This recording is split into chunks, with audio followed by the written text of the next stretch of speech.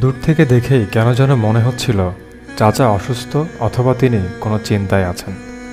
তার কাছে এসে কথা বলে জানতে পারলাম আসলেই তিনি অসুস্থ এবং তিনি কাজের সন্ধান করছেন। তার কাছে কোনো টাকা পয়সা নেই। তার স্ত্রী ঘরে অসুস্থ অবস্থায় পড়ে আছেন এবং তিনিও অনেক বেশি ক্ষুধার্ত। এই কথাগুলো শুনে খুবই কষ্ট হচ্ছিল।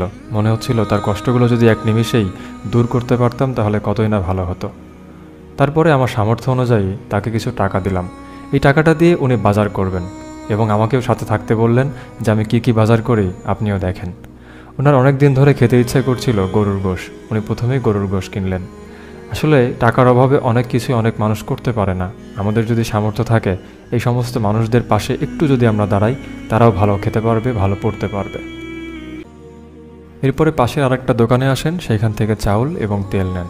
আশা করি ওনার আজকের যে বাজারটা নিজে হাতে করছেন তৃপ্তি সহকারে এক বেলা হলেও খেতে পারবেন, আর এটাই আমার অনেক বেশি তৃপ্তি লাগবে। বাজার করা শেষে ওনার হাতের টাকাগুলো উনি গুনছিলেন।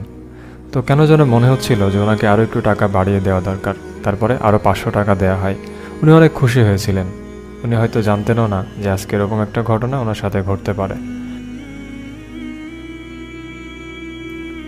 এরকম অনেক মানুষ না খেয়ে থাকে, কষ্টে থাকে। আমরা দূর থেকে সেগুলা বুঝতেও পারবো না, কিন্তু কাছে গিয়ে কথা বললে অনেক কিছুই জানা যায়। যদি আপনার হাতে সুযোগ থাকে, সময় থাকে এবং অর্থ থাকে, আপনিও এই সমস্ত মানুষের কাছে যান, তাদের কষ্টের কথাগুলো শুনুন, কষ্টটা একটু হলেও দূর করার চেষ্টা করবেন। তারা যে শান্তিটা পাবে এতে আপনার মনের মধ্যে অন্যরকম একটা প্রশান্তি কাজ করবে।